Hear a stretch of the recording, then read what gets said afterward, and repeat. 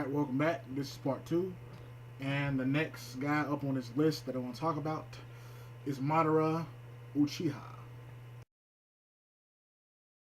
If you have not read up to Naruto chapter 559, please stop watching this video.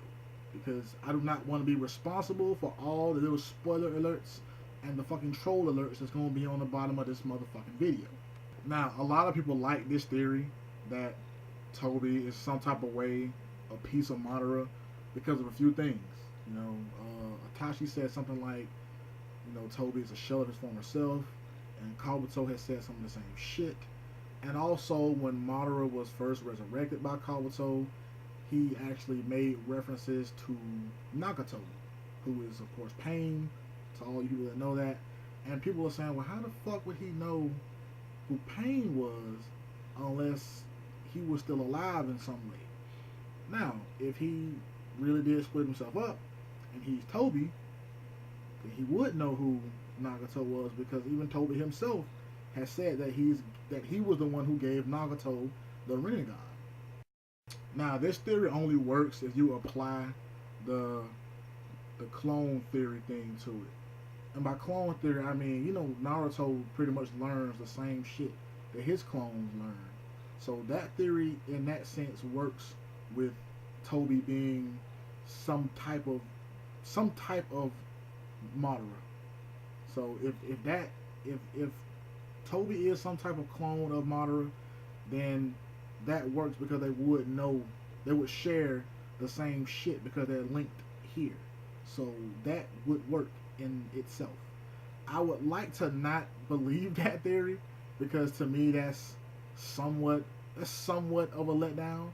But if it turns out he is, then oh my god, it's gonna be fucking like double ownage on their part, because Madara right now is just fucking owning the Kage, and if Tobi is in some way a form of Madara, then Naruto, you need to go all out when you fight this motherfucker. The next guy is Mr. Danzo himself.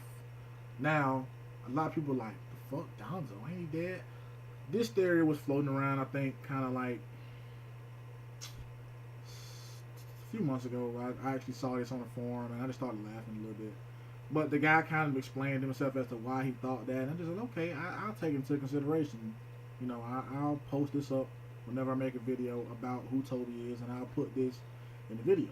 What he said was that he think it's Danzo, one, because, again, the haircut thing, and two, they got the same kind of wrinkles underneath the eyes, which is actually kind of irrelevant now, because in the episode when Tobi fought Conan, that shit was non-existent anymore, so maybe that was just an editor thing, don't know.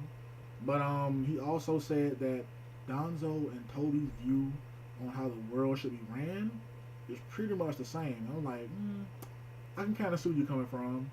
They kind of believe in the whole deception and power thing can rule the masses. So I'm like, I kind of see where you're coming from. And Danzo also has some mastery of the Sharingan, and he has Senju DNA, which allowed him to use Izanagi.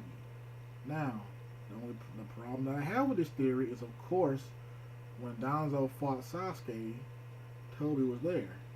He was watching the fight. And Tobi wanted Shizui's eyes. If Danzo was Tobi, why would he want eyes that he already had? Don't see that working that way. Also, a lot of people think that it's Danzo because of his connection with the first and second Hokage. The whole, peace and war and all that type of shit. So, like, he would have a connection with them. And the alias Tobi, again, would tie in with Sarutobi, who was his rival, and Tobirama, who was his sensei. So, that ties in with each other as well.